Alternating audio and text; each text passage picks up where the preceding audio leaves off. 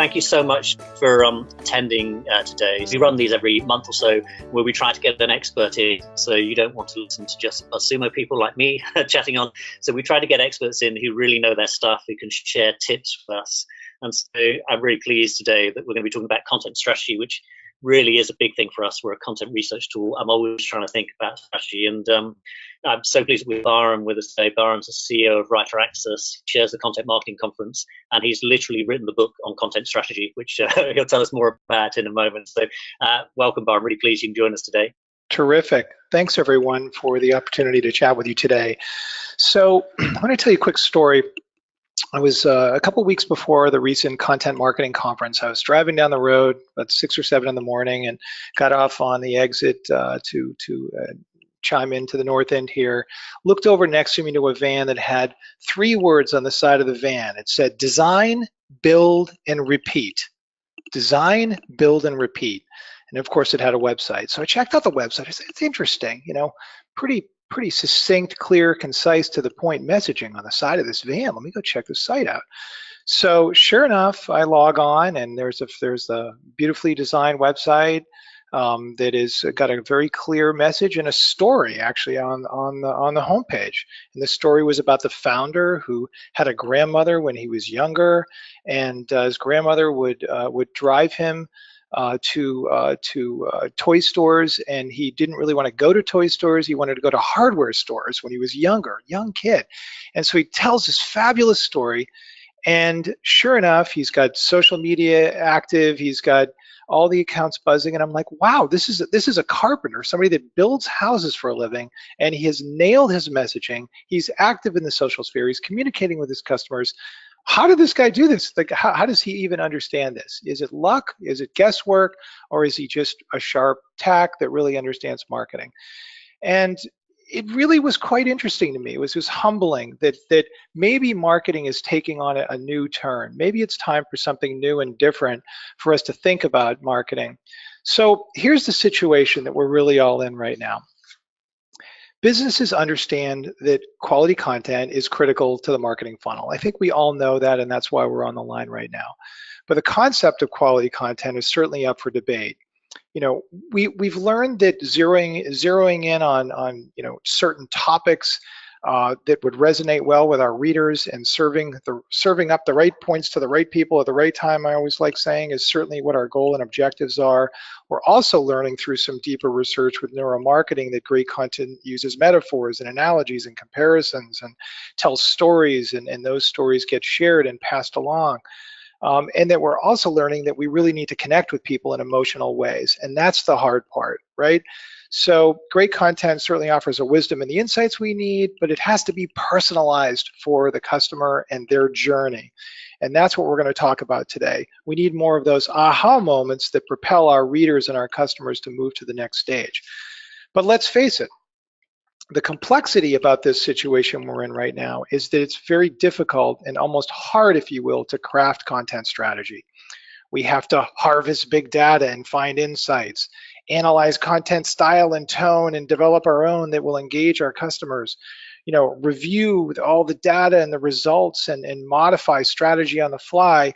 And then we have to somehow deliver on performance goals. If we look at the acronym, that spells hard: harvesting, analyzing, reviewing, delivering. Hard, right? Well, we need to change all of that, and that's really what we're going to talk about today. Take a look at some of these stats that really should begin to come into play. 44% of companies have a greater focus on customer acquisition versus 18% that focus on retention, right? That's alarming. We're focused on acquisition seemingly much more so than on retention. That's a problem. But we also know that it costs 5 times as much to attract new customers than to keep existing ones. We know these facts, but we still keep putting our marketing dollars into lead generation. So let's talk about some solutions. It's time to make content strategy easy so we can create great content, and that's what we're really going to talk about today. We need to learn to develop content that's optimized for readers. We need to learn to amplify the best content and boost that performance. And we need to learn to target the right content to the right people at the right time, as I mentioned. And we do need to analyze what's going on. And once again, an acronym comes to mind: data. We're going to talk about that a little bit today. So what I really want to talk to you about is this potential paradigm shift that at least I'm beginning to experience in our own company, and that is this concept of customer experience design. Customer experience design, CAD, if you will, is a relatively new topic area. It's certainly booming right now. You're going to start to see some new job descriptions and job titles, I think, emerging within brands and companies that look for professionals that are customer experience designers. Literally, they might have UX backgrounds. They might have certainly customer relations and customer success backgrounds. They might have even sales backgrounds. But yes, most likely they will have marketing backgrounds, because that's where we'll probably see some of these bright, astute people that really understand the workflow and how the brain works and how we have to motivate people these days. And that's really the focus. But take a look at some of these stats, which really should propel us to understand why this is critical. If by increasing customer retention rates by 5%, we can increase gross profit by 25%. That's pretty interesting. 43% of consumers ignore future communications from brands once they have received irrelevant information or products. 20% of consumers report they stopped buying products from a company after receiving irrelevant communications. All of this, to me, really makes us want to dig very deep into customer experience design and try to figure out what our customers want and need. I'm going to talk with you today about some solutions, what I believe are the 3 key solutions that every company needs to, before they even write one blog post or create any content. I believe not only you in the marketing department, which is probably where you're residing now, but you need to involve your other team members into developing and visualizing a customer journey map, buyer personas, and a sample keyword map that I'm going to show you today to really express and to explain and to visualize what customers are thinking and feeling, and to really understand your customers, what their state of mind is, their aspirations, their inspirations, their human qualities, heaven forbid. We need a map and personas that help us do that, but we also need a process, and that's really what these 3 documents are all about. And so we're going to talk about today and really show you really what these documents are and how to create them. The first thing to mention, however, is that CAD is a team sport, and it really has to involve everyone on your team. And everyone is a big word. You probably work in larger companies, but you need representatives in various departments in your company to be part of this process. The problem is the people closest to customers, namely your customer success department, is typically viewed as a cost center within your company. Their goals are to minimize the amount of money they spend and maximize, of course, the experience and that a customer is having, and hopefully exceeding their expectations. It's a difficult position to be in when you're viewed as a cost center. But these 4 departments really need to operate in a non-siloed way, which is really how they're working right now. And I think building experience design together will allow people to work together. And if you think about it, each department really has their own touch points with customers. They typically are segmented out from one another, and they don't really talk with too much with one another.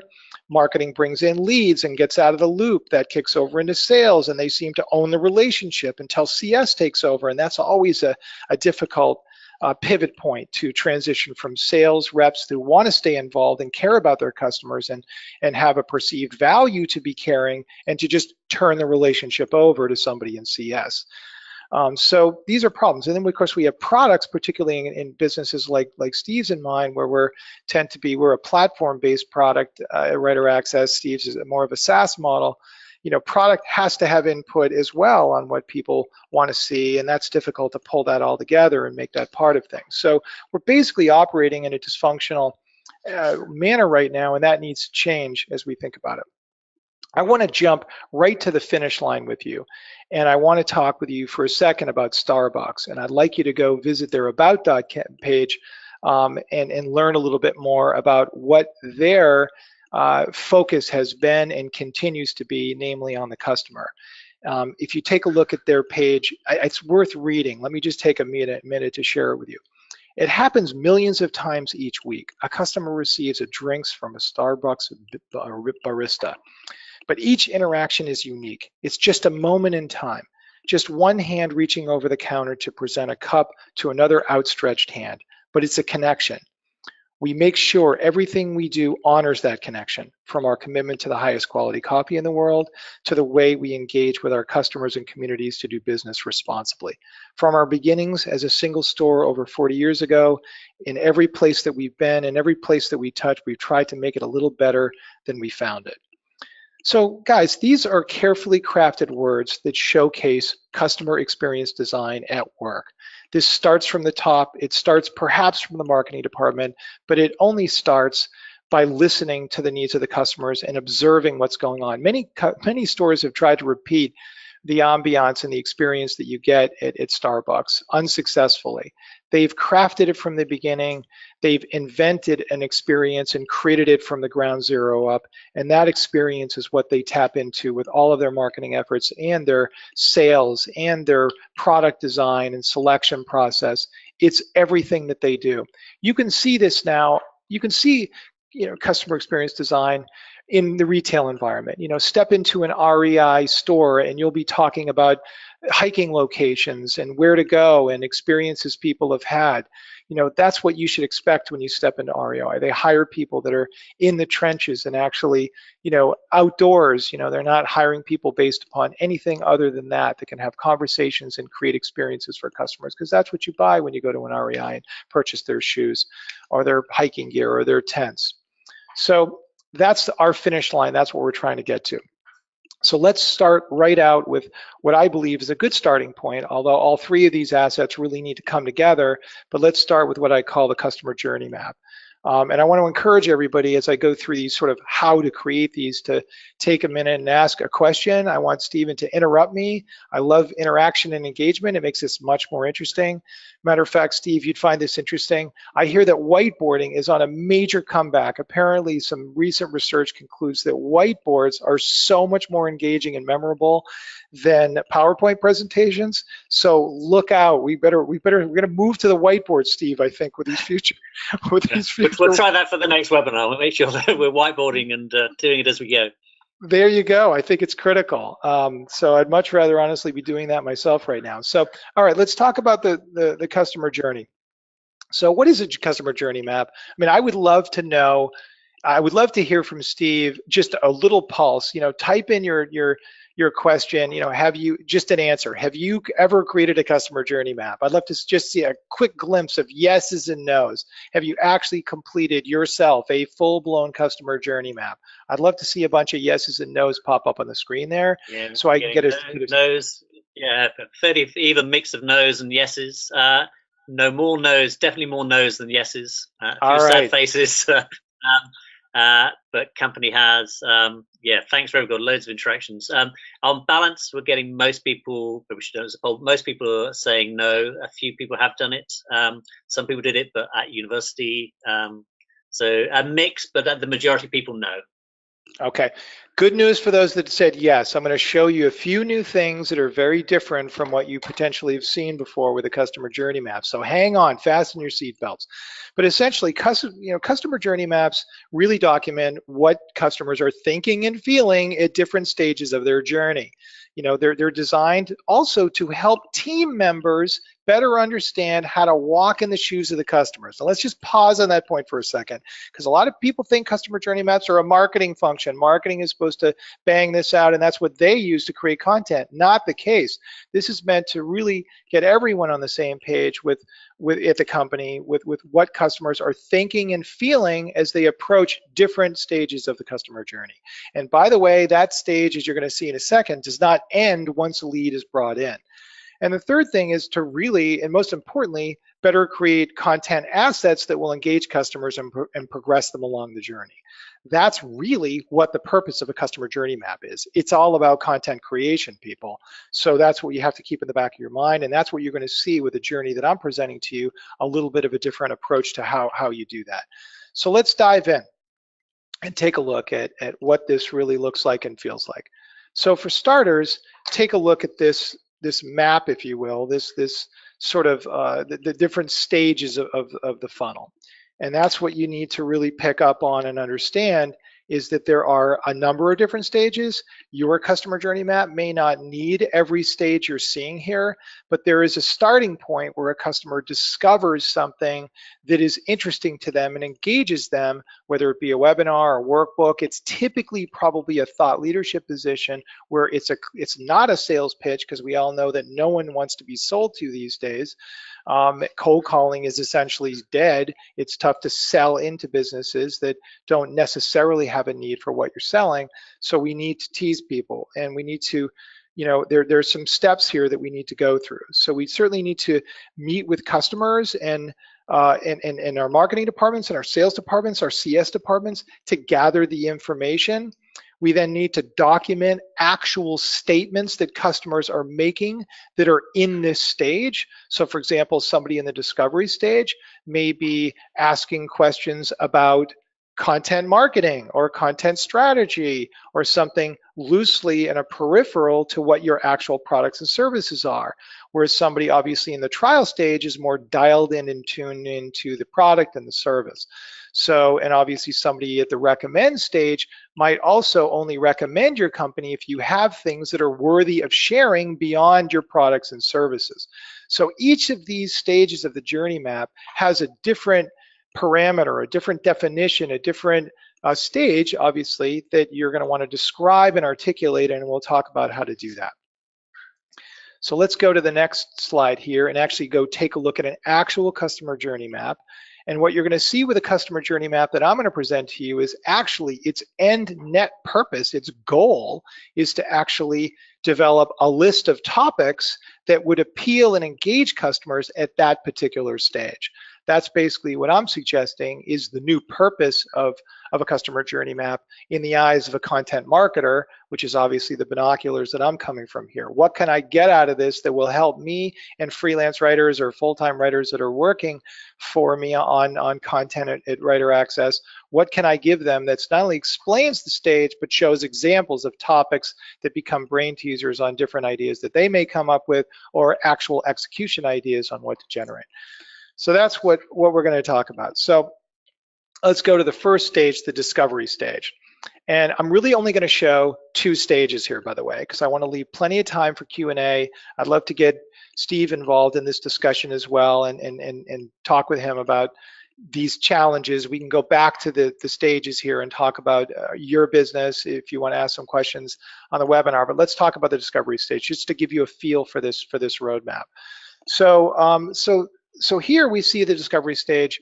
Steve's running webinars, maybe he has an explainer video, he's certainly running some blog posts, probably has a resource center on the site. These are some of the assets that you're going to find in the discovery stage that would bring people in and attract them. So the question is, how do we describe this stage? So here's an example of the discovery stage at Writer Access. I'm going to sort of walk you through this and how we did this particular page here. So we bring in our team members and we say, okay, give us some direct quotes that people are providing to you when you talk with them on the phone that would suggest and fit with people, like-minded people in the discovery stage. We want customer statements and quotes. And so we circle with people individually. The catalyst running this particular project of developing a customer journey map interviews lots of people and interviews customers. Maybe a customer that might ask, when you were first learning about, we understand that you're new to content marketing and maybe you're with Writer Access and placing orders on a platform for the first time and really learning, you only recently learned that content was important to you. Tell us what you were thinking at that time and what you were attracted to and what your concerns were. We're looking to get direct quotations from people once we identify as a group what that definition of the discovery stage is.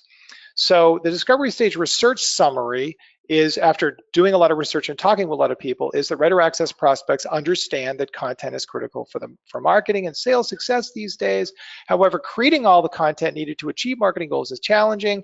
Writer access is just one of the solutions customers can explore, and many clients work with agencies that offer creative design and PPC and strategy exclusively, leaving it to customers to create their own content. So what we're doing here is we're almost painting the picture of the type of customer we'd like to be talking to, that we think has a need, and that we're describing this particular stage to open up the doors to the opportunities that where we can learn what's going on from our representatives. So then we see some quotes. I won't, you guys can read all of these on your own, but you can see some of the concerns. I've had a bad experience with competitors at Upwork, bigger providers, how does it work? So people are beginning to discover what we're doing, but they're also learning things from a thought leadership perspective, which I'll talk about later. So this is the first stage of documenting the first phase, if you will, of documenting the discovery stage. Then we move into a much deeper understanding of the current content assets on the writer access site that would appeal to people at this stage. So we document that in just a few sentences, and we actually grade our own content to see what kind of content we're providing people at this particular stage. A super helpful, quick assessment, if you will, of what's going on here and what channels we're touching. So you can see the green areas. We feel like we've got some good articles. We've got short form and long form content. I've written 4 books. They're available as downloads on the website.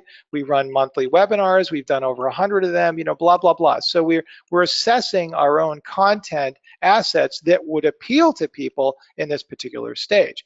Now, it's not, are we doing webinars overall? No, do we have webinars that will appeal to people at this stage? Do we have content that appeals to people at this stage? And that's where it gets very interesting, and that's really where the future of all of this goes, is really creating different content with your tagging them for appeal at different stages, creating almost. I think this is so critical. Sorry to jump in there, Byron, but I think this is so critical. Sure. That often I talk to people and they're just creating content for the blog because they need to create content for the blog, rather than thinking about what stage are we at. We're at an awareness stage where a viral quiz can work fantastically well at an awareness stage, but no one's going to link to it, so it's not going to build authority or anything like that. So, but often people don't do enough, I think, about thinking of different content types and formats at the different stages. And we just use simple Google Docs, but we just color code so we know that we've got different types of content to appeal to different stages. So yeah, it's something I don't see enough of when I see content plans, really. Indeed. And I think it's hard, to think about the process of documenting all of this. It seems like a torturous exercise, but when you see how simple this is, it's almost a check-block approach. I think seeing that there's only 3 sentences that will visualize what's really happening at this particular stage. It's just, this to me is a real breakthrough for anybody that has not seen a discovery stage. And what you do with this becomes more interesting, and I'll talk about that in a second. So let's go to the discovery stage topics. So here, so the previous screen told us what's going on. Now we want to create new content. So we're going to use probably a BuzzSumo to try to help us find ideas, to find popular topics, and marry those into topic ideas here that we know are popular using a BuzzSumo, but we're adapting it to that particular stage of the journey. That's the breakthrough here, is that you're taking the scattered information that you can find and you're applying it to the wants and needs of people at a particular stage. And that's the aha moment that I hope everyone's having right now, is that it's easy to do this. We know what's popular. We know what's happening out there. We've just described the stage. Let's just make it simple and come up with some topics. We now have a roadmap. We have almost 15 ideas here that would keep us going with 15 blog posts just for the people in this topic area that we can scatter around with all the other different niches. Okay. Yeah, I like this approach. Well, in terms of also asking questions, I mean, we always try and see what questions are our customers asking, because content answers questions. So what questions are they asking? And obviously you can use BuzzSumo, but tools like Quora, Bloomberry, Answer the Public, there are a number of different tools which we find useful to just see what sorts of common questions people are asking, because that gives us lots of ideas then for creating content that answers the questions, and particularly areas where we feel that we can provide a very good answer to the question. We can't be the best answer in lots of areas, but there are some areas where we can provide really good answers. So yeah, we, as part of discovery, we look a lot at questions our customers are asking.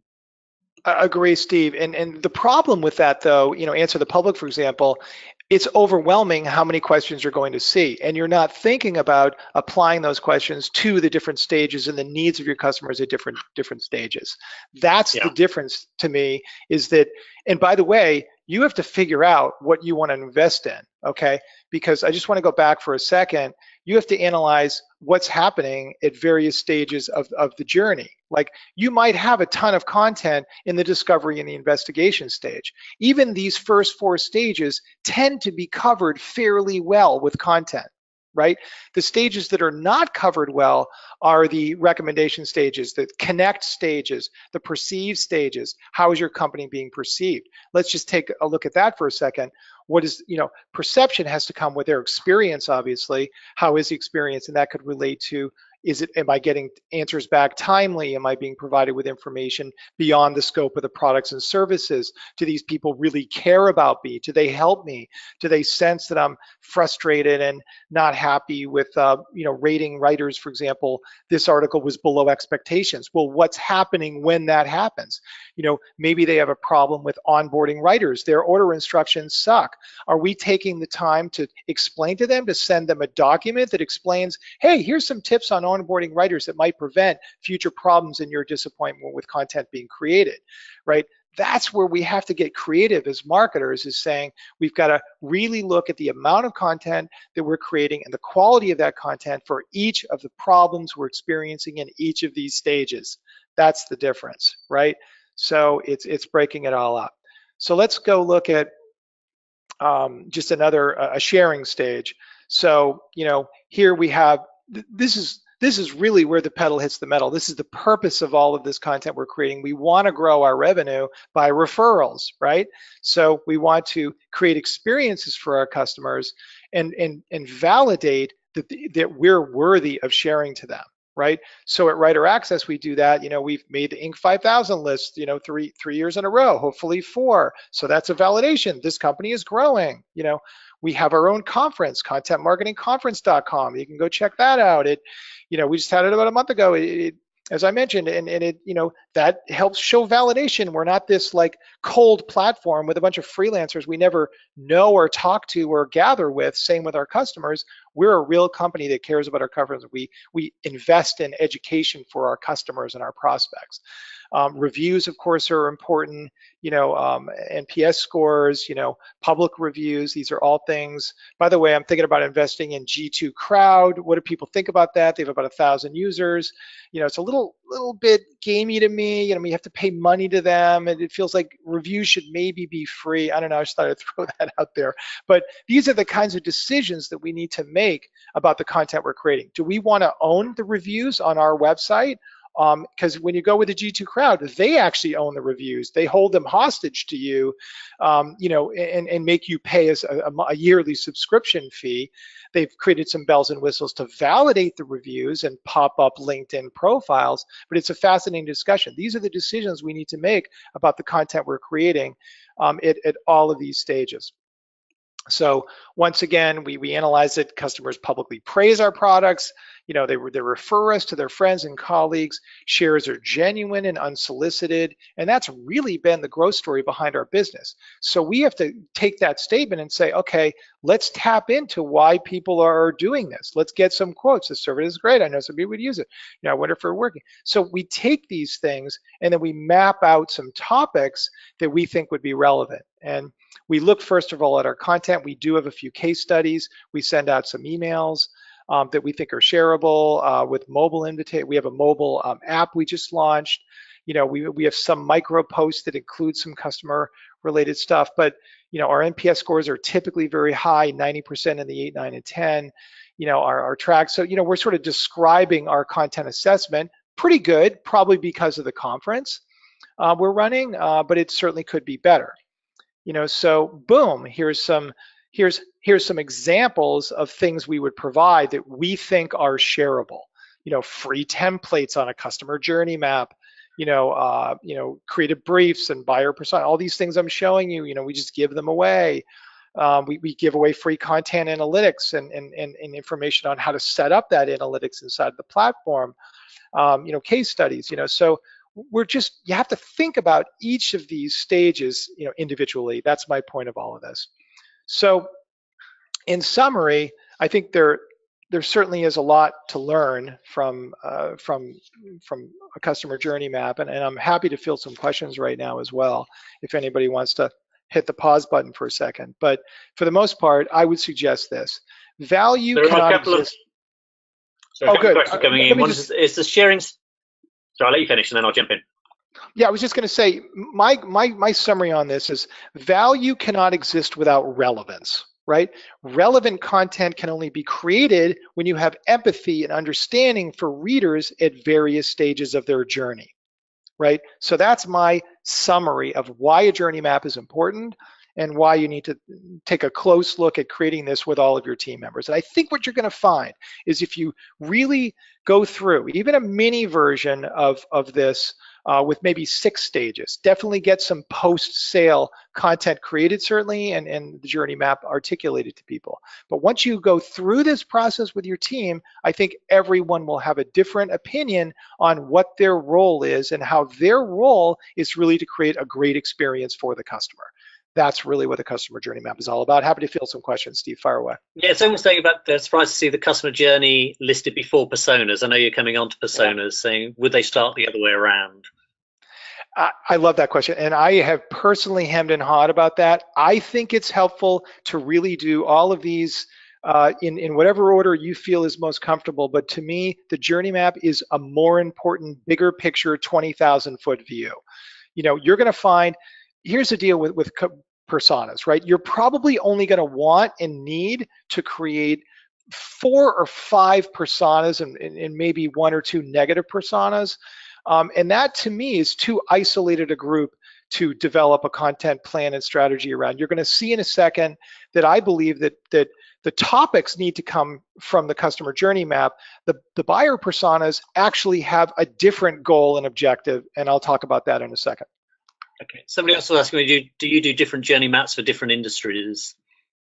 Not only different industries, but there may be different customer journey maps for different for the same business. In other words, there may be different stages that a customer has to go through when you're buying different types of products or marketing to different audiences. Maybe you have products that you're selling to SMBs versus products you're selling to enterprise. Those would absolutely involve different journey maps for each of those segments. And what someone's also asking, what sort of methods of surveying your customers to discover sort of desired content do you find most successful? Not guesswork. I think I'm going to talk about some tools in a second, because there are some awesome tools out there, and I've got a whole slide on that. So let me hit the pause button on that so you can actually see some stuff. Okay. Anything else, or track along? No, I think that's good. Okay, so let me now show you, how content assets sort of map over to the entire customer journey. So in the discovery stage, we really have, by the way, I feel like there are 3 types of content that really we are ready, willing, and able, need to be ready, willing, and able to produce to meet the needs of our customers.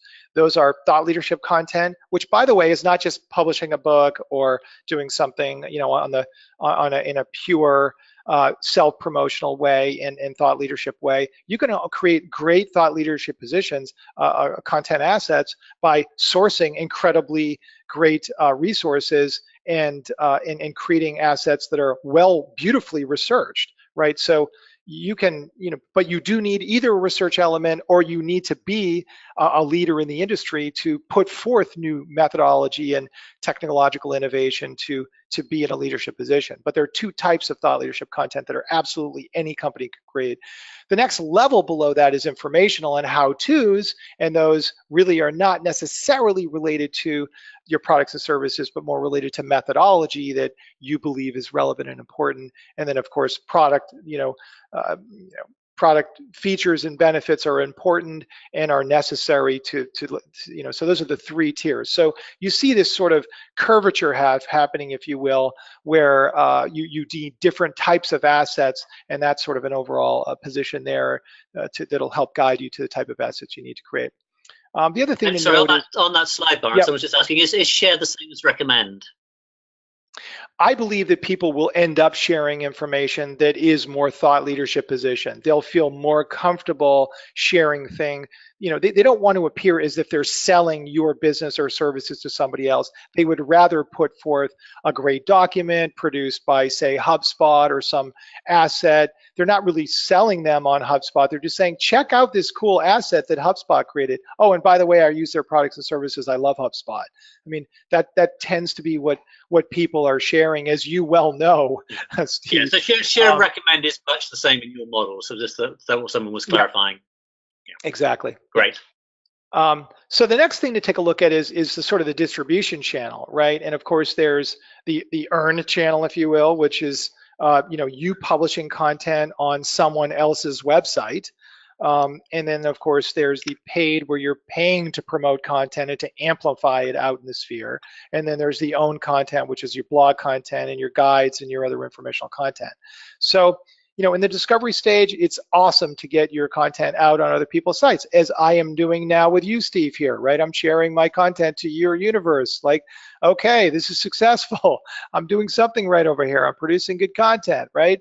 So, but that's critical, is to earn yourself into that position. You really can't fully exercise and master the customer journey map without being zeroed in on additional audiences outside your own sphere that are earned and not paid. But paid is absolutely critical. And by the way, let's just use an example of paid, awareness. When we look at the awareness channel, remarketing, right? Your earned traffic brought you traffic to your website. Now you can run your banner ads and your promotions to people that have visited your website using remarketing campaigns. So that's a good example where you're happy to pay for that. You do want to push your brand in front of people. And again, it could be for more guides or more informational content, depending upon who you're targeting in your funnel. And those are interesting decisions you need to make. Like I said, your problem might not be your problem might be conversion. If your problem is conversion, you might want to be more bold and more publish more information about the actual products and why people should buy them and what other experiences people are having. You might want to have more content focused on the latter stages of this journey and actually market to your customers post-sale to boost referrals which are probably easier to sell and could improve your retention rates as well as your new business acquisition. Trial stages, most of that content will probably be on your website. Same with the purchase stage and the experience stage. Here's another example where you can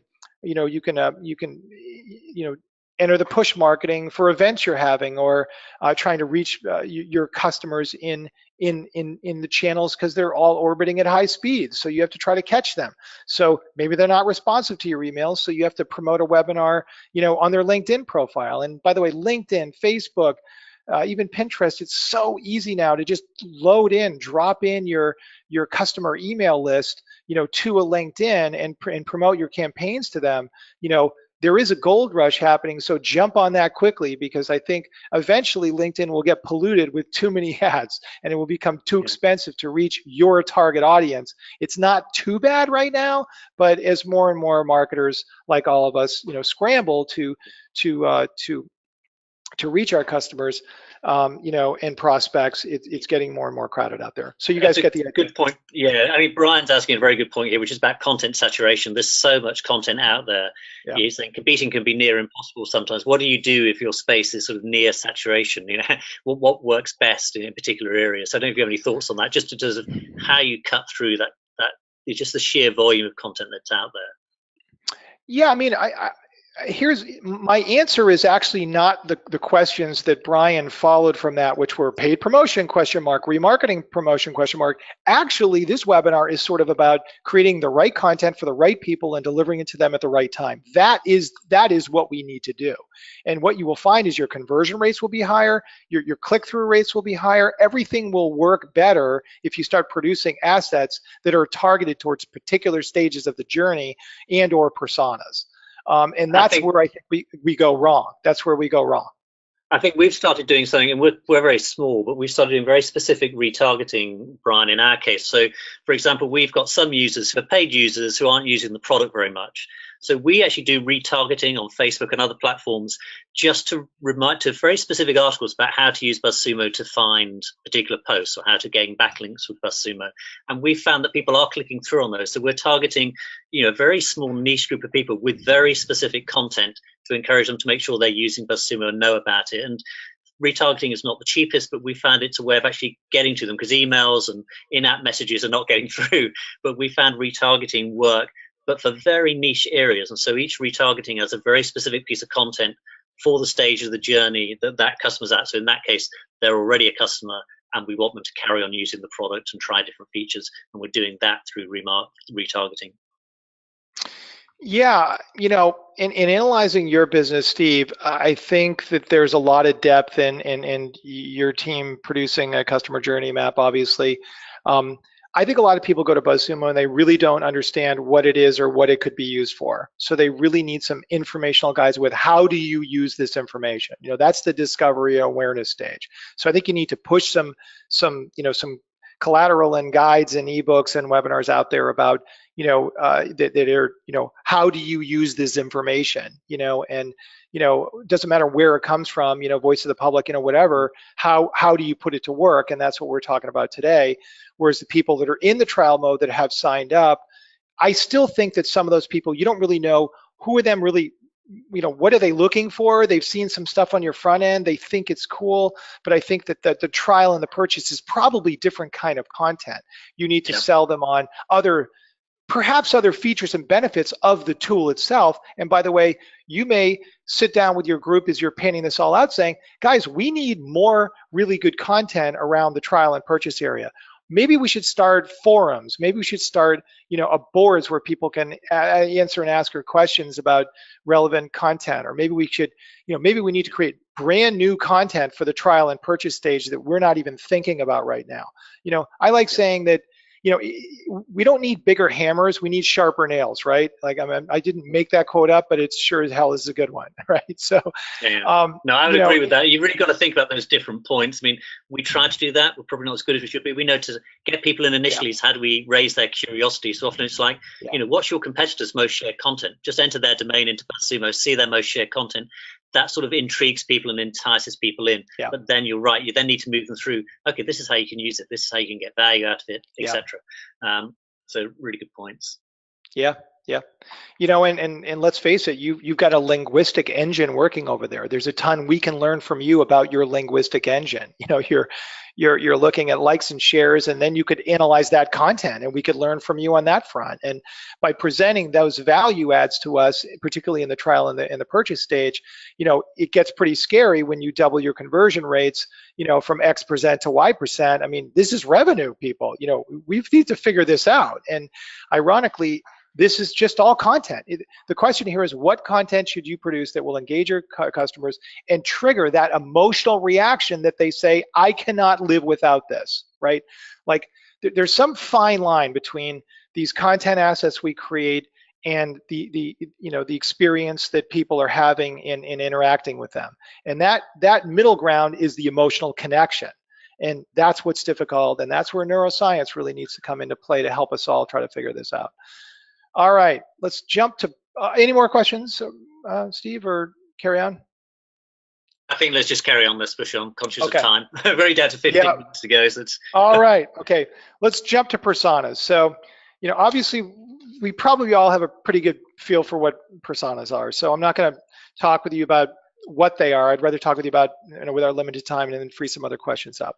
So let's just go right at it. I mean, I like saying, my two favorite personas are ADD Andy, probably on the left, and Sophisticated Sally, right? These are two extremes that we need to build our web pages around, create our content around, and think deeply about. But of course, your business will have a much deeper understanding of personas. But I think the key with personas is the following. You need to select your personas you're building and actual customers and interview them and ask them a very critical question. And that is, take me back to, to when you made the decisions to buy our products. What were you thinking and what was going through your mind? Okay, now there's a couple of rules on this. Number one, they need to be recent customers. Okay, you need to rework your buyer personas all the time. Why? There's new competition popping up all the time. And you will not have a sense of comparison with how you stack up versus the competition unless you ask that question to new customers. So that becomes a very critical part of the game here. So when you're building your personas out, I think you need to do a lot of research. You need to involve your team.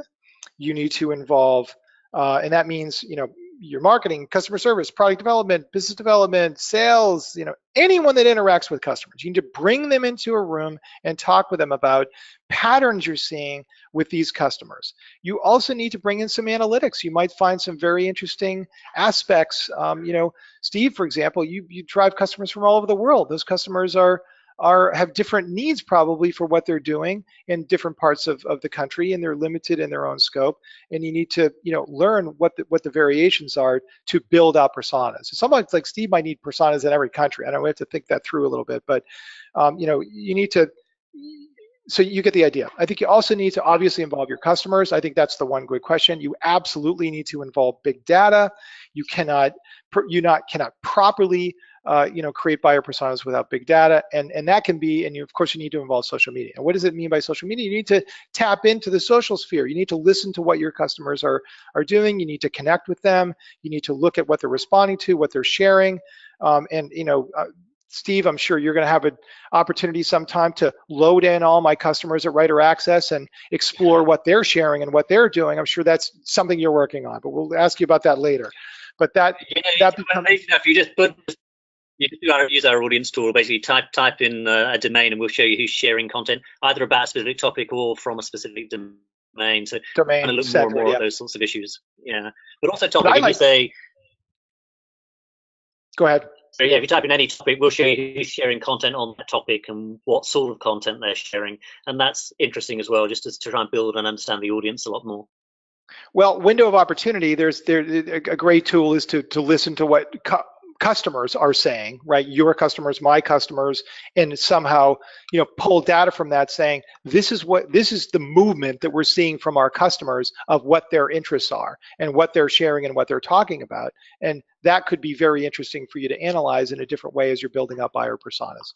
Fair enough. All right. So, our goals are to really find the stories, asking that one big questions to 6 or 8 customers will help us find patterns and document 3 or 4 buyer personas that are representative.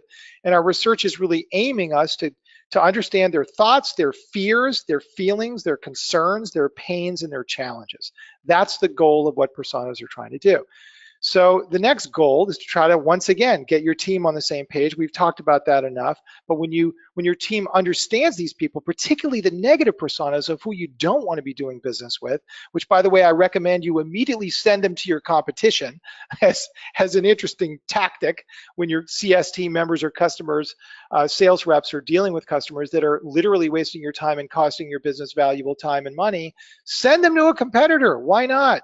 And then of course, number 3, we want to surface the tactics to grow revenue, and we'll talk about that. And number 4, what you're going to learn from my perspective is that you need to create something fresh and new and different with personas, and I'll show you an example of that. So let's walk through a sample persona. So here's Michael. We asked Michael, take me back to the day you signed up the decision. What was going through your mind? So we document that, Michael's situation, the complexity, the solution. You guys can read this later when you download this deck. We summarize Michael in a nutshell. On one page, we can understand where Michael is coming from, right? We can know his title, what his pain points are, but let's dive deeper. So we want to learn from Michael what his story is. We want to learn his family status, his careers. We want to be able to visualize what Michael's a day in the life as Michael is all about. Where is he from? What are his roots? Is he urban, suburban? What are his interests? What degree does he have? Does he own or rent? I mean, these are things that help us paint a beautiful picture of who Michael is and what he stands for and what he represents, and most importantly, what his interests might be. And I'll talk about that in a second. We then look at behavioral influences. This helps us overall with marketing strategy. For example, if a good percentage of your customers that are part of Michael's group attend trade shows and you meet a lot of them at trade shows, well, we know Michael's behavior is influenced by trade shows. What are his top behaviors? He seems efficient and straightforward. Yeah, that's Michael. That's exactly who he is. He's informed, he's data-driven, he's efficient and straightforward. So we can talk with him differently as we speak with him on the phone, and we can create different type of content assets for him that would speak to him in the language that he's used to. What are his values? What's his engagement style? What are his influences, his purchasing influences, his external influences? You can see we're beginning to really create a pretty awesome persona here in literally a checkbox approach, which is really what I love about this. This should be easy to do, but you need to do some articulation and to get consensus with your team about the characteristics that we're describing here. So this is the sales blueprint. This is what our sales reps fill out. What's his spend? What's his publishing frequency? This is what my team wants to know about Michael. What are his content tactics? What types of assets has he purchased? We can see that in our database. We know he's buying these types of assets from Writer Access. So some of this data we can get on our own. Some of it we can ask Michael about. Some of this we can get from various team members. We're just assembling it all. His infrastructure becomes very important to us because we want to know who else on his team might be interested, and is he, the fact that he has an SEO, he's probably going to optimize his content. So that would trigger us to certainly talk with him about the fact that you can pop in your keywords, and when you put an order in, those keywords have to be used in the content. Our engines will actually check. We have required keywords or additional keywords which are not required, but you want to pop them in, and our technology tracks all that. So now we get a feel for how to talk with him, how to give demos to him, how to create content for him, how to speak with him, all by visualizing this, by putting together the work. And do you use any particular buyer persona process, development process, or is this your sort of unique sort of methodology for putting together the buyer persona process? Yeah, our content strategist takes this and runs with it and is responsible for putting this together by talking with various team members and customers and looking at analytics and crunching all this data. I mean, these are not easy to produce. We can talk about that later. I'd love a call with how long does it take to produce this? A question, but not that bad. This is weeks, not months. So and again, we have to understand that the point of it all, and that's to educate anybody on what we're up against and what our goals are to then participate in the content creation process. So the journey continues. We then tie it into the customer journey. Michael's going to be more involved in the consideration stage when one of his team members sort of found us and said, okay, let me go look at this with you and maybe go through the demo and then we'll decide.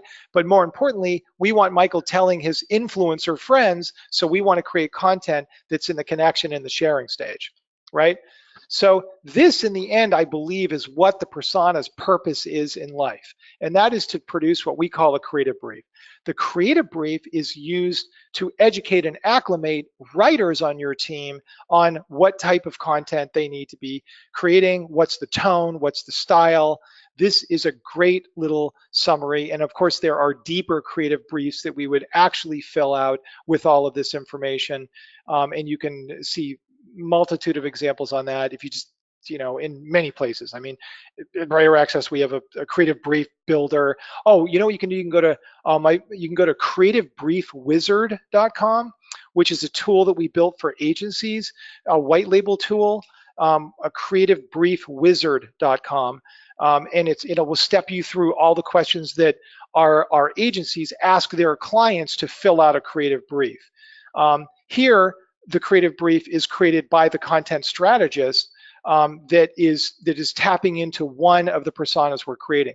So in the end of the day, guess what? You have multiple creative briefs for the different personas, 3 or 4 personas you're creating.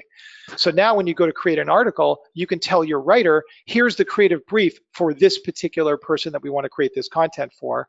And then you can likewise tag, as I mentioned on the previous screen, to the stages of the journey. So now with every article you produce, you're starting to see a heat map of who is this article created for, which persona, and which stages of the journey. So we're starting to analyze our content on a much bigger sphere. You can see how that all comes together. So, someone was asking, how do you research this data? Here's the tips. obviously you have to look at analytics, discover the content sources, the traffic, and the navigational pathways through your website.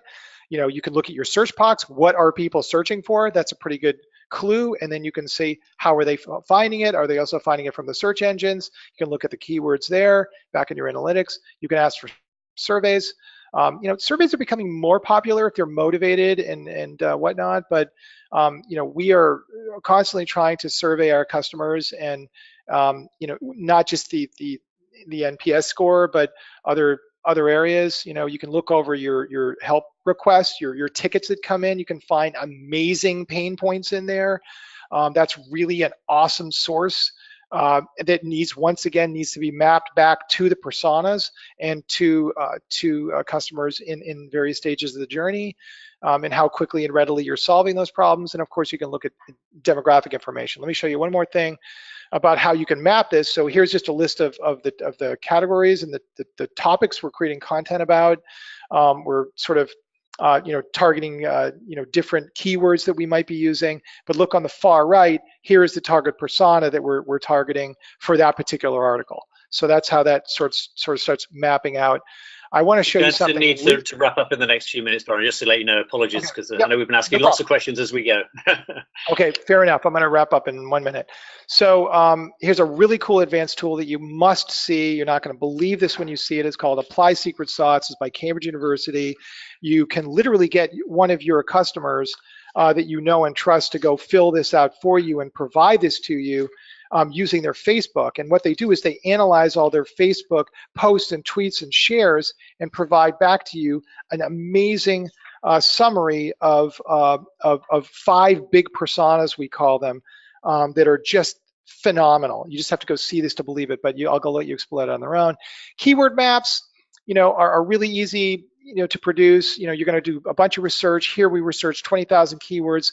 We got rid of dupes. After dupes, we found a keyword universe of about 2,000 keywords. Then we tagged them as primary keywords, low-lying fruit, which are in positions 11 through 50 that we think are worthy of targeting for optimization. And then we have secondary keywords were peripheral and are often used for idea teasers. And then we created about 10 or 15 different silos, and we put keywords one by one in those silos. Then we can actually produce a keyword map that shows all of the keywords and the group that it's tagged to, and what the search volume is, the ranking difficulty. We actually have a score of the priority that we put on all the keywords based upon some factors. Then I only have a few slides left, so good news there. You can track the performance, how much content we create, what was our impact on Twitter, on Google Analytics, on how did our listing positions improve. So we can start tracking the before and after, and we can look at all kinds of data with tracking keywords. So I want everybody to be able to download my book for free. So you can get all of this data and a lot more on writeraccess.com/content-strategy-game-plan. That'll bring you right to a page where you can download the book. And that's it for me. Thanks. That's great. Now, we've got lots of questions. We won't be able to get through all of those questions. One question that came up a number of times is, okay, we can measure the performance of an individual piece of content, but what about your overall approach? How do you look at this holistically and say, is it working? Is that content working holistically? Not just, okay, we had a lot of shares of that one post or etc. How do you look at it holistically? How do you just assess whether it's working? I mentioned the heat map a couple of times. I really think that you need to create a steady stream of content for all stages of your journey and all personas that you're focused on.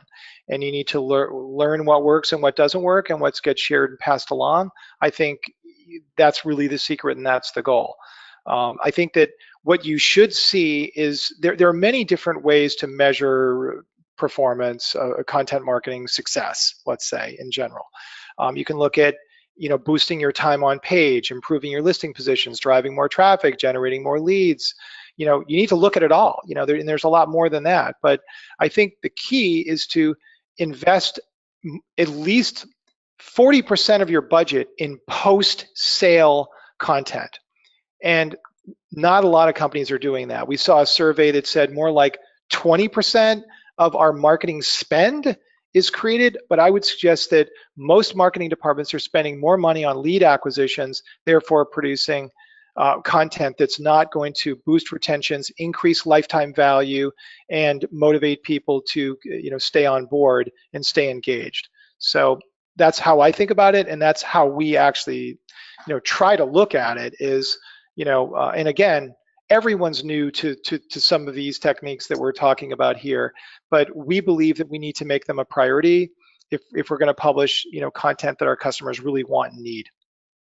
Okay, thanks for that. That's great. Yeah, we do similar things. Ultimately, it's about conversions and getting paying customers, but we have targets for each stage of that process, I suppose, in terms of leads, awareness, shares, etc., that all funnel through in the end. I just want to say thank you for everyone for attending, and a really big thank you, Byron. You got through so much material. I'm sorry we haven't got the time to carry on, but got through so much material there this afternoon. We will send everyone slides and the recording, so you will get those, and we'll try to pick up questions separately outside of this. I'm sorry that we didn't manage to get to all of them today, but Byron, a very big thank you, and thank you for everyone for attending today. I hope it was provided some thoughts and some ideas and some insights. So hopefully you took away some good ideas from it. But thanks everyone again for attending.